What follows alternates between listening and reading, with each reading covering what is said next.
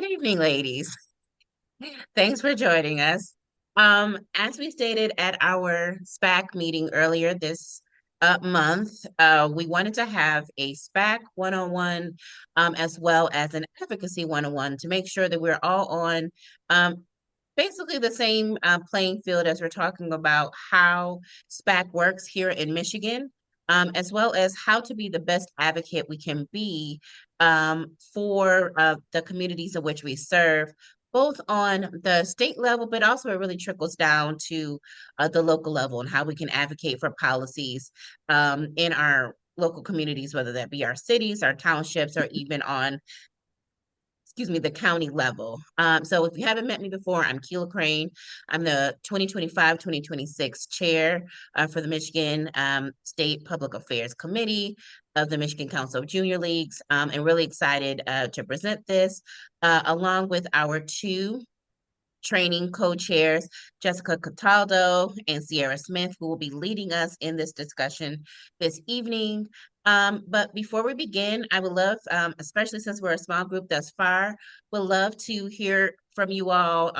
Tell us your name, the league that you represent, and if you have a little fun fact for us, you can go ahead and do that as well. I will start with our co-chair, so I'll start with Jessica. Good evening, everyone. I'm Jessica Cataldo. I'm from the Junior League of Kalamazoo, and as Keila said, one of the co-training chairs this year. This is my second year in the Junior League, and hopefully you can't hear the sounds of a very sad toddler going to bed above me tonight. Nope, all good. And 5 years into being a very um, Zoom forward entity, it's all good. So we've heard and probably seen it all. So all good. Thanks, Jessica. Sierra. Hi, I'm Sierra Smith. I'm from the Great Lakes Bay Region Junior League. This year I'm serving as the Community Impact Chair, and I'm doing this with the SPAC committee, so lots of fun. Fun fact about me, I am double jointed, so I can do some fun things with my shoulders. Want to see? There you go. Trigger warning. Oh my God, it looks like it hurts. Well, thanks, Sierra. Thanks, Jessica. So excited for you all to lead us in our training for the rest of this league year. Laura, I'll go next to you. Hi everyone, I'm Laura. I'm from Birmingham Junior League, and this year I am the SPAC PPA delegate. And I've been in the Junior League, I think 4 years now. It's all running together. But fun fact about me, I hiked to Machu Picchu. That's in Peru, Nice. right? Yeah, in Peru. It took Oh, 4 days. so nice. That sounds amazing. We'll have to maybe talk about that after our in-person SPAC meeting in November. That sounds awesome. Anne, you're next. Well, hi, everybody. Thank you for inviting me to your evening. I'm Ann Dalton. I am AJLI's Vice President for Advocacy and Community Engagement. I am also a sustaining member of the Junior League of Portland, Maine, which is where I live. And I think in relation to what we've gathered together, my fun fact is that I was hired 40 some odd years ago by AJLI to be the Public Affairs Coordinator, which meant that my job was to provide technical assistance to leagues and SPACs to support their advocacy work. And so here I am, back where I entered, and I couldn't be more thrilled. We are so excited to have you here. Thank you so much for taking out your time to spend it with Oh, us here in the Great Lakes State. Our previous chair, Carrie from Great Lakes Bay as well, raves about you. So excited to have you here with us in Michigan. Amy, you're up. I'm from JLB Birmingham, and I am the SPAC PPA elect. This is my second league year. kind of struggling for a fun fact today, so I think I'm just going to leave it at that. Thank you. I'm right there with you, Amy. No worries. Doing our level best just to be here. So all good. Brandy, we're doing introductions, name, league, and a fun fact. Perfect. Okay, I'm Brandy McMonigal. I'm part of the Junior League of Flint. Fun fact, I am an identical twin. Nice. Does your twin also live in Michigan? She does. She's in the Detroit area. Oh, nice. Excellent. Well, so excited to have you ladies. I will not belabor. I'm from the Junior League of Ann Arbor, so excited to have so many of our leagues represented tonight. I expect that more of our league members will join us a little bit later, but let's go ahead and jump into it. So Sierra and Jessica, I will turn it over to you. Wonderful. Thank you so much. You met Keela, Sierra, and myself, but let me introduce you to the other two members of the leadership team for this year. Carrie Strokeridge from the Junior League of the Great Lakes Bay region is our vice chair and served as our chair last year. And then Heidi Hansen is from the Junior League of Lansing and is the vice chair of communications. So you will likely see emails, posts, communication from one or more of these ladies throughout the year. And we are all here to support our fearless leader in Keela as we advocate this league year.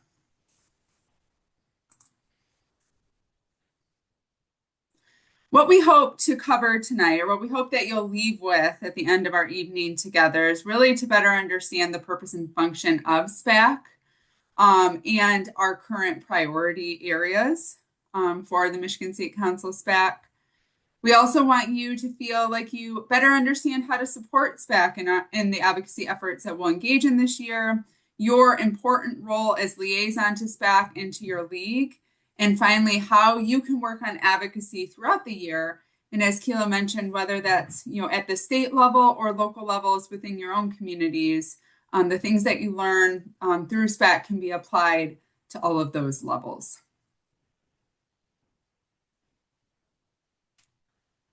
So the Michigan State Council of Junior Leagues represents the 8 league chapters that we have in our state. And you can see those listed at the bottom of this slide. Each league has one or more representatives, and shout out to Birmingham for being well represented tonight, that sit on SPAC.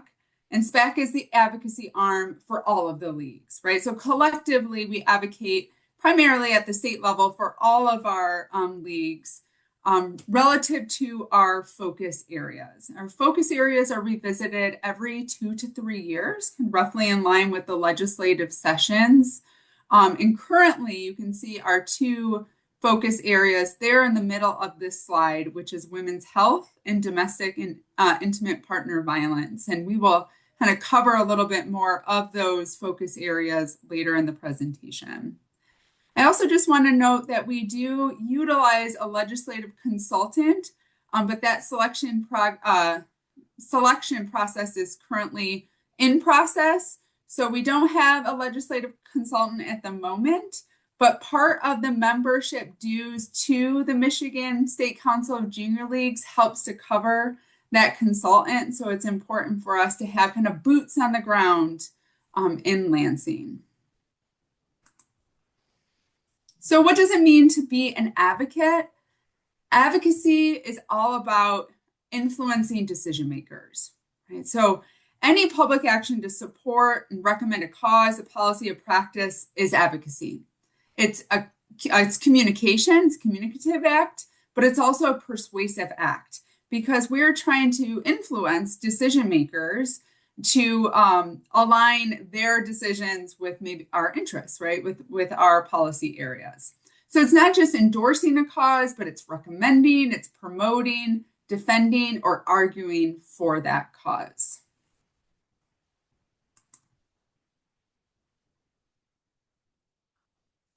All right, before I turn it over to Sierra, I just wanted to real high level, again, note SPAC.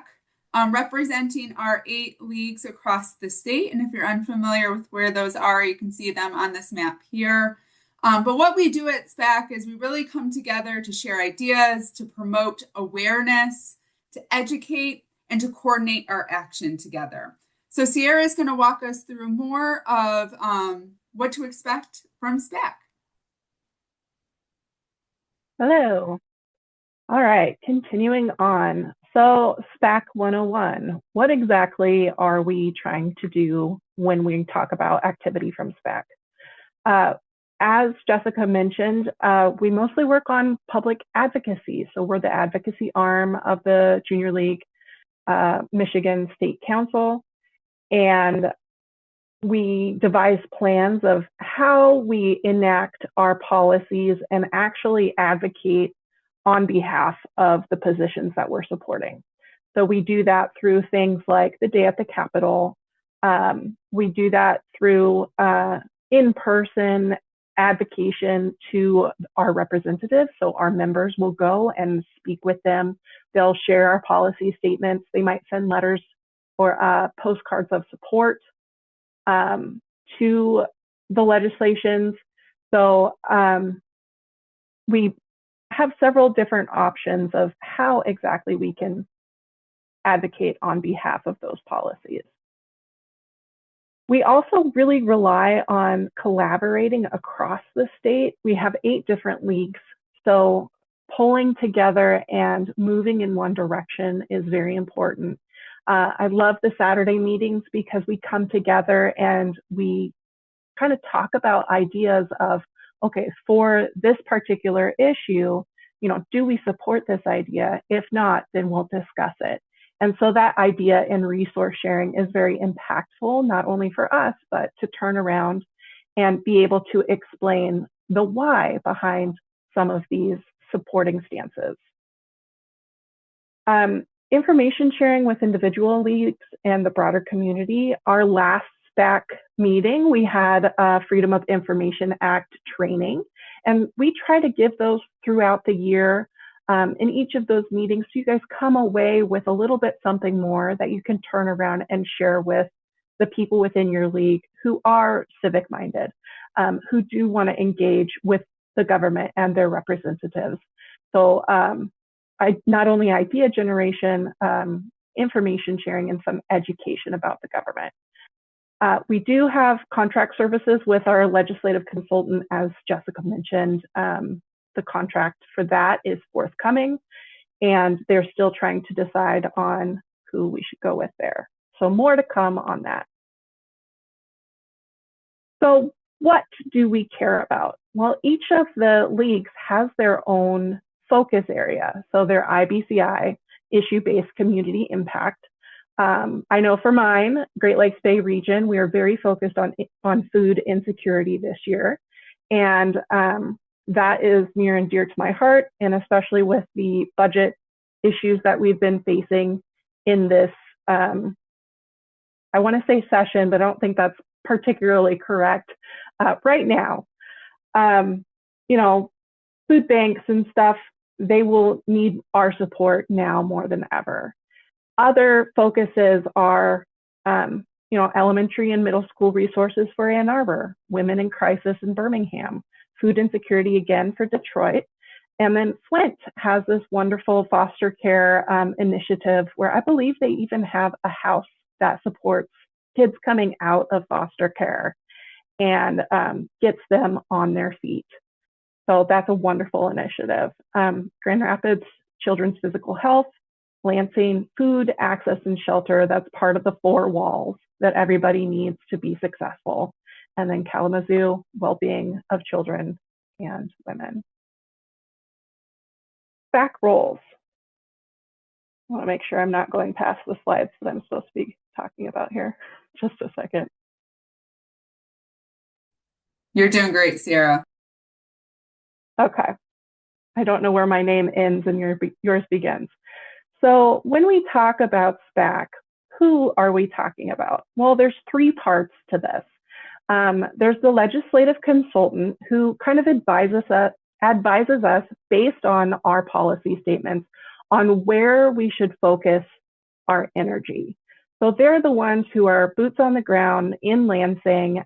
They have relationships with the representatives, and they know what is happening with the bills, what's happening with people's stances, and they can kind of give us a pulse on what that policy is doing with our decision makers, right?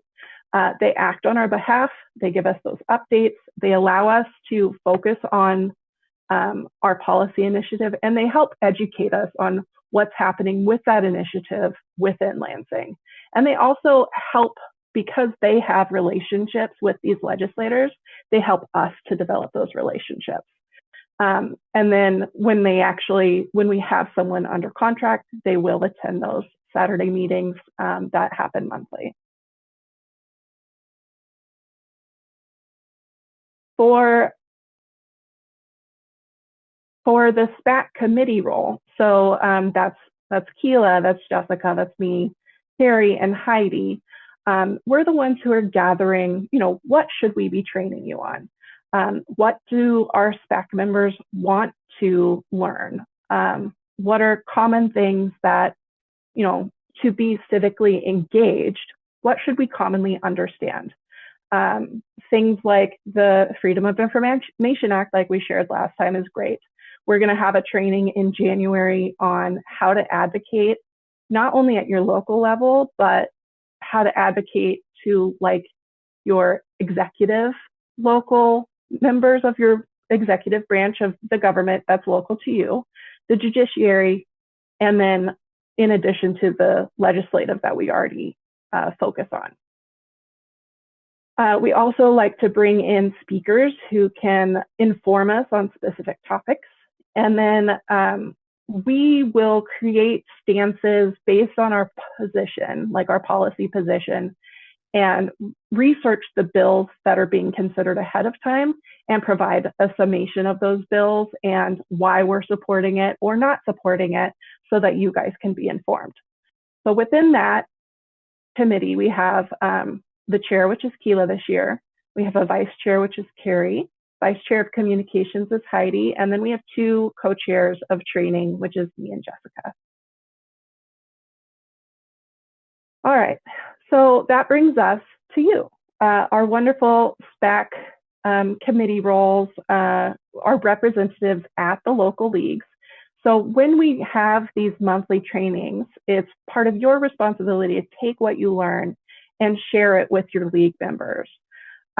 So part of that is attending those monthly meetings on second Saturday of the month, encouraging other people in your league to attend as well, getting them the information, sending out reminders. And then when we do share those legislative updates, making a post on Facebook or however your league is disseminating information, getting it out to all of those groups. And then sharing any of the training. So the Freedom of Information Act had a PowerPoint deck attached to it. So sending that to your league as well.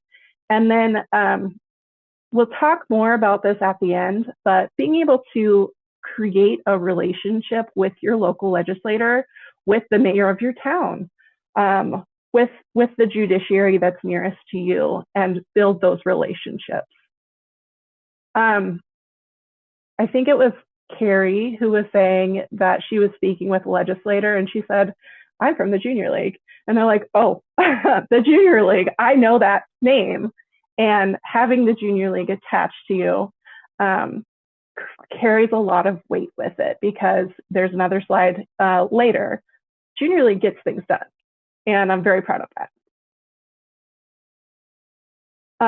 Here's that slide.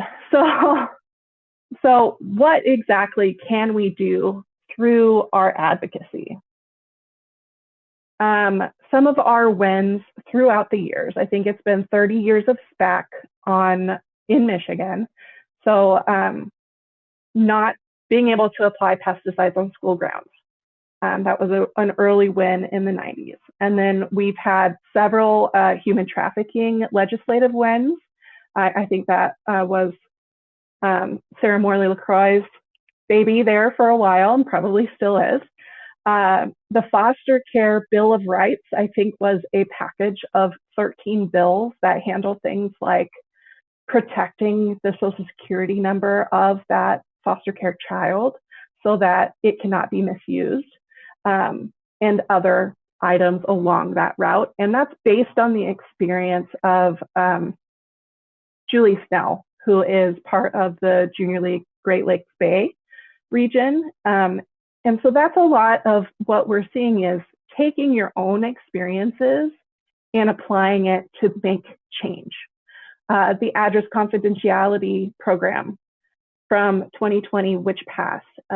So this is where if you were a victim of domestic violence, you probably were not registering to vote, because to register to vote means that you are registering and your name is now appearing on the public voting rolls. And that information is now public and people can find you using that.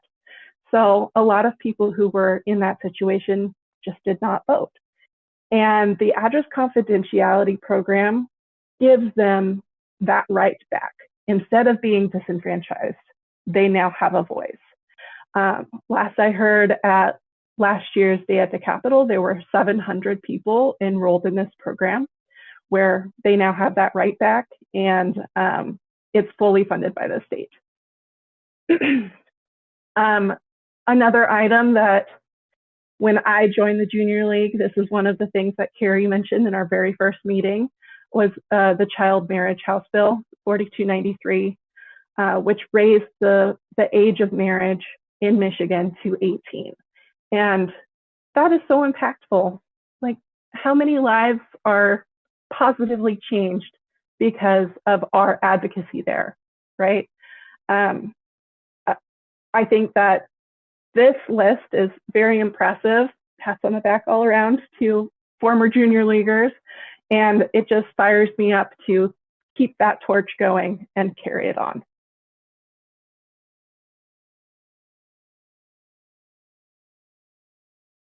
So these are some of the collections of those activities from the past.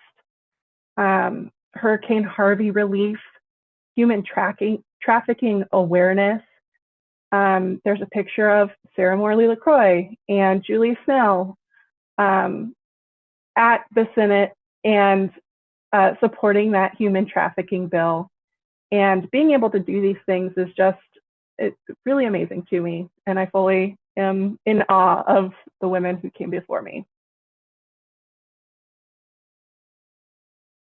So the strength in SPAC's voice. We're a collection of people with our own experiences. We have our own communities, and that diversity brings awareness of things that, you know, I, in my own experience, I might not be aware of someone who is encountering problems getting called to serve on a jury, because I've not been in that situation, right? And I'm referencing a bill that is in the House in this session that one of our league members is sponsoring, where if you were a caretaker of a family member, you should have the ability to turn down jury selection because you are being a caretaker and you don't really have backup in most situations. And so being able to change things that you see as you encounter them is a really key item within advocacy. Seeing items, boots on the ground of things that need to change and focusing on that until it does.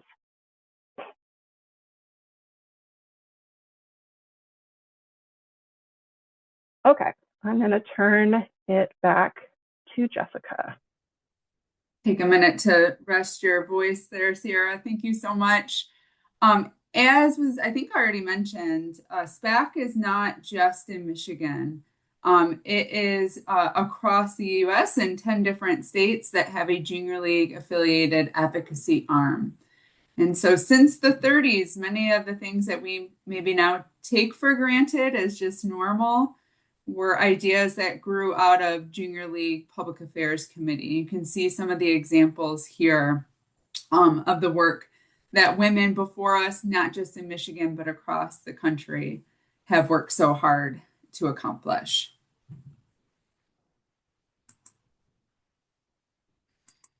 Okay, let's talk more about our priority areas for this year.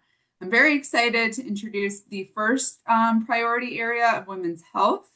This was approved last year after 2 years of hard work and research and making and proposing this as a priority area to all of the junior leagues. So hopefully if you were a part of a junior league last year, this is a little familiar to you. But our new priority area is on women's health. And so you can see here that the Michigan State Council of Junior League State Public Affairs Committee is committed to improving women's health. We advocate for opportunities, essential services, policies, and programs for the betterment of women's physical, economic, emotional, mental health, and well-being. Additionally, we promote the education and awareness of current state laws and policies to meet our member leagues and communities. And I think for me, what is really important, what I'd like to highlight within this position statement is that it tries to cover all the dimensions of women's health, not just physical health, but all those dimensions that contribute to women's health and well-being. And so just a couple of facts that were pulled as this position statement was being put together. I know the first bit of data came from the Michigan Women's Commission. Unfortunately, like many states, Michigan women still have a lag in pay compared to men. So women who work full-time year-round earn about 81 cents per dollar that men earn. Nationally, women live longer than men, but also have higher rates of disability compared to men. So, longer years, but more years in poor health. And last but not least, 1 in 4 women, so about 25% of women in Michigan report experiencing poor mental health. So excited to have this as a priority area so we can work on some of those initiatives. The second priority area is intimate partner and sexual violence. And this has been a priority area for SPAC for several years now. But you can see that the Michigan State Council is committed to ending sexual and intimate partner violence in all forms. We support policies and programs to end violence, advocate for survivors and victims, and educate our member leagues and communities. And unfortunately, intimate partner and sexual violence is still more common than we probably would guess. Nearly 20 people per minute are physically abused by an intimate partner in the US. That equals about 10 million women and men a year. And this is not just an issue that affects women, it affects men as well. 1 in 4 and 1 in 9 men experience intimate partner physical violence. Nearly 20% involve a weapon. And there are more than 20,000 phone calls placed to domestic violence hotlines nationwide just on a typical day. So important to continue the work in this area. Just to reiterate what Sierra already mentioned, together our voices are powerful. I'm always reminded of the Helen Keller quote, "Alone we can do so little, but together we can do so much." And I think that's really the power of advocacy, is us coming together to have a collective voice on these issues. Okay, Sarah, I think I'll turn it back over to you. Thank you. Okay, next we're going to move into what advocacy actually looks like. So why are we focusing on advocacy, and what makes up advocacy itself? So advocacy is focusing on public policy and legislation. So helping new legislation to become signed into a law, or you might amend existing laws. So the caretaker jury selection that I was talking about amends an existing law. It might implement a policy position or adjust a policy position, and that helps with research or budget and spending priorities. Advocacy also helps to shift social attitudes and awareness over time. So the more you educate the public on an item, the more the public becomes aware and the greater attention that item receives. As the public support shifts, as that awareness grows, corporations change their practices due to public pressure. So you see what a boycott can do. That's public pressure in specific areas. So having the public support can help drive ethical labor practices. It can reduce environmental impacts, and it can help to improve diversity, equity, and inclusion policies. Advocacy can also help with community empowerment.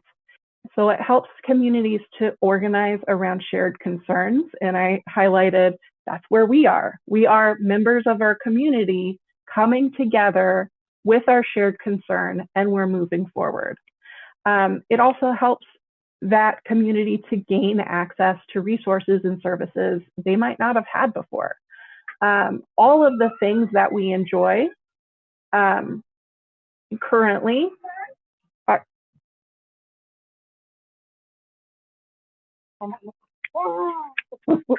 just a second. No! I can pick up for Sierra while she's dealing with a tiny human. Been there. I can still hear my toddler crying, by the way. Are you okay? Sorry. Are you good, Sierra? I'm good. Yeah. Okay. For the community empowerment, it also helps us to build resilience and self-determination. So engaging with your local government helps with that self-determination. So you're changing what your immediate surroundings look like when you practice that engagement. Institutional change. So all of these items kind of lead to changes over time, which is within our institutions, within schools and universities, healthcare, law enforcement, judicial systems. Some of these are like gigantic ships, right? They're slow to change, but eventually they will come around. And then advocacy can have a global impact. So influence on foreign policy, influence on human rights movements, health, and humanitarian effort. The more people turn their attention to things that could be better, the more those things will move forward and get better. All of the rights that you enjoy, voting, healthcare, increased wages, are only possible because people like you have advocated for change. Okay, Michigan's legislative session. So what does our governmental body look like? We have two different chambers which within our legislature. I'm so sorry, legislation. That's not the right word. Oh well, I'm moving on. We have the House, which is elected. You were right the first time. I'm like tripping over my tongue. I'm so sorry. The House is elected for 2 terms, and the Senate is for 4 years, 2 2-year terms, and the Senate for 4 years. The legislature is full-time, so they have a full-time staff, and oftentimes they will have a seat within Lansing, and then some of them may have a local seat to where they actually are. The challenges with these term limits. There's a revolving door of these legislators. So sometimes that means that the institutional memory is not there because you're constantly rebuilding these relationships from scratch. So our previous legislator, who represented where I'm at, I might have spent 2 years building that relationship with him, and now someone else has been voted into office. Now I have to start over. So that's a unique challenge. So how do items actually move through the legislature? A senator or a representative will sponsor and introduce a bill, and then it goes to committee and gets considered there, and it will be like debated, more information gathered, and it will pass through the committee and move to the floor. And once it moves past the floor and is successfully passed from like the House, it will go and do that same route through the second chamber. And once it successfully passes through both chambers, the governor has the option to sign that bill or veto that bill. So a legislature only can considers hundreds of bills each session, and they have the budget deliberations, which we are seeing right now. Only 10 to 15% of these bills actually pass and are signed into law. So how do you keep up with all of this activity?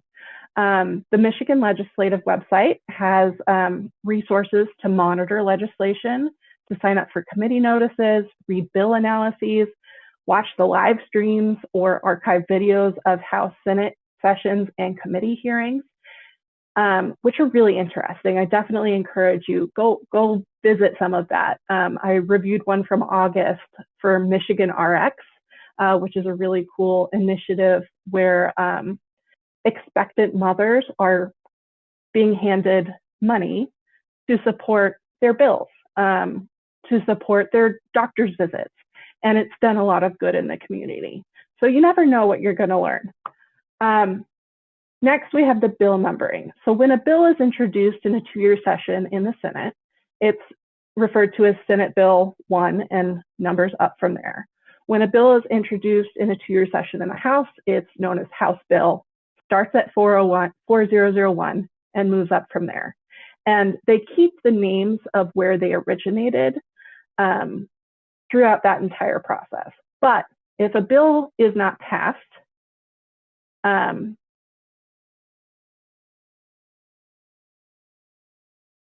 if a bill does not pass, it dies, and it doesn't go anywhere from there.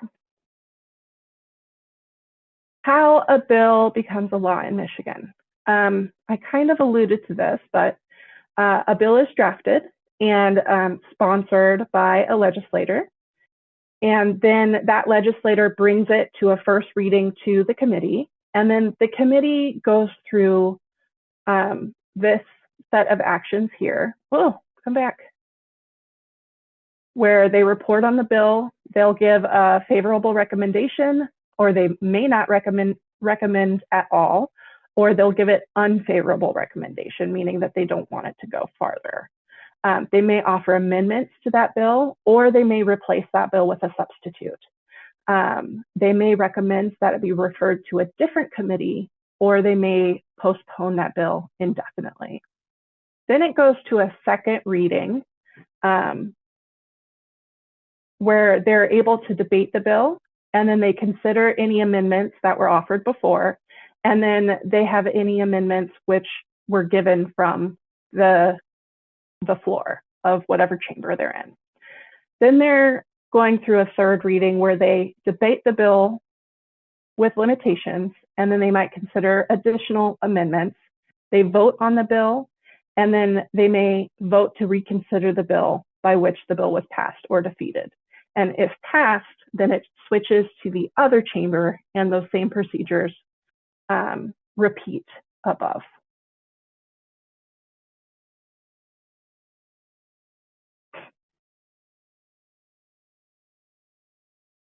How a bill becomes a law in Michigan. We kind of went through that.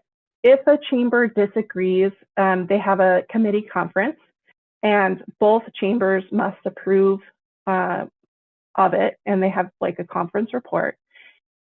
If both chambers agree, then it goes to the governor, and the governor has two options. They can sign the bill into law, which happens 90 days after close of session, or immediately if granted by the legislature, or they can veto that bill and it is returned to the House of Origin. If both houses pass with 2/3 vote, it becomes law. If not, that bill dies. We also have a little link to the Schoolhouse Rock video. Definitely check that out. It's a favorite. Okay, so how do you find your senator? And I'm going to turn this back over to Jessica. Thank you, Sierra. It's always fun to see that long legislative process with all of its failure points. So what next, right? We have this very long process that bills have to go through in Michigan, and where can you start? The first step is to find who your representatives are. So wherever you live, you have a senator and a representative that represents you. You can go onto the Michigan Legislature website. You can put in your address or your zip code, and you can find your senator. And similarly, you can do the same on the House website. So if you go to the next slide, Sierra, you can also find who your representative is for your address. And so in some parts of Michigan, there might be just a single representative, like within a county, and within more populated areas of the state, you may have several representatives within a county. So it's always good to know who are the legislators that represent you. Once you know who you are, then you can learn about them. Each legislator, now I'm doing it, Sierra, you passed the slip of the tongue. It must be 7:45. Every legislator in the state has their own website, has some information about them, their priority areas, the things that they're focused on in terms of policy. I'm guessing all, if not most of them, have Facebook or other social media. And within that, you can also find their actual events. So not only do they have like a web presence, but they also have events where you can engage in them in more like one-on-one or personal ways, coffee hours, social gatherings, town halls. And that's a point to not only hear what is happening, hear what they're working on, but then also to voice your concerns. If nothing is coming up, but you want to connect with your representative or your senator, you can give them a call. You can send them a letter or an email. It is surprisingly easy to connect with your representatives and senators in Lansing. I think another really important point, especially as you get to know who your legislators are, is to find out what committees they serve on and the legislation that they are working on. Remember, those committees do the bulk of the work when it comes to passing laws. And so it can be really helpful especially if you have a senator or a representative that is working on a committee relative to one of our focus areas, if you can build that relationship with them. You can also research the bills themselves. So maybe you're saying, you know what, that sounds wonderful, Jessica, but I actually just want to know more about the bills. Well, luckily you can do that too. So if you go to the Michigan Legislature website, you can search for bills. You can search by focus areas. You can even just get a running list of the latest bills that have been introduced within the Senate or the House. So it is all there for you to see. It is all public information. The screenshot that you see here is quite wonderful, especially as bills are making their way through the process. You can not only get the amendments that have been made, in the committee or maybe as it passed the House or the Senate, but you can also get the analysis of those bills. So when there's a fiscal analysis, what is it going to cost? You have access to that information as well. So there really is a plethora of information at your fingertips on the Michigan Legislature website, and it's kind of up to you how much you want to dive into that. Lastly, there is a way to track bills, and I think, Sarah, you already mentioned this, but there is a way to sign yourself up to get notices about bills. You can get notices about committees meeting.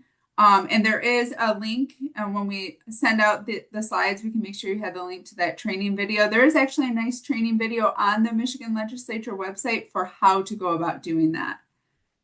Sierra also found another way of tracking bills with Sotero. So I'm going to turn it over to her so she can walk us through on this tool as well.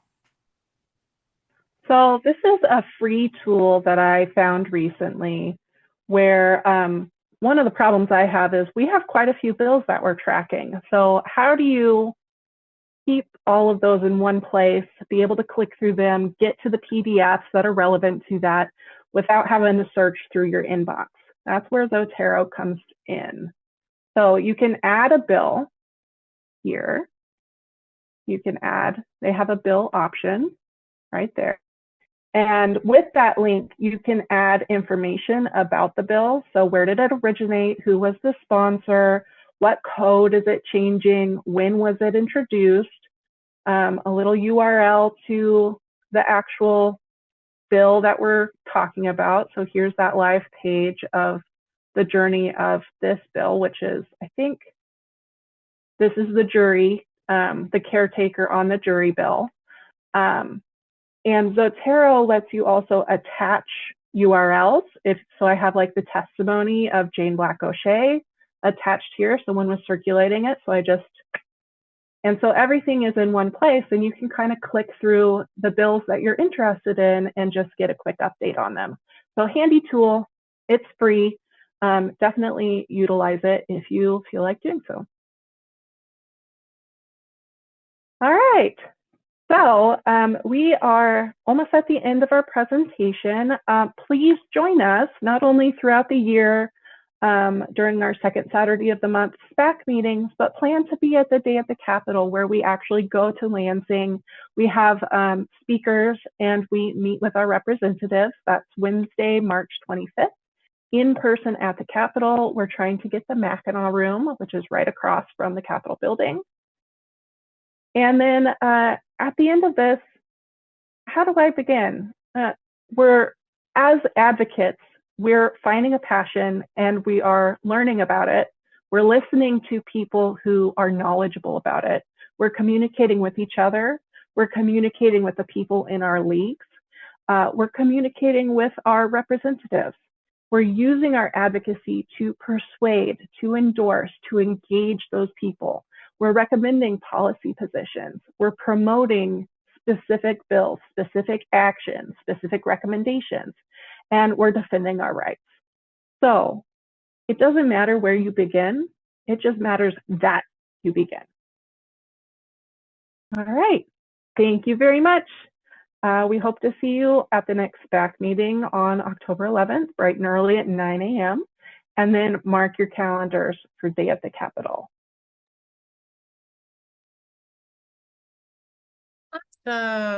Thanks so much, Sierra and Jessica. What a great presentation that you all have put together for us.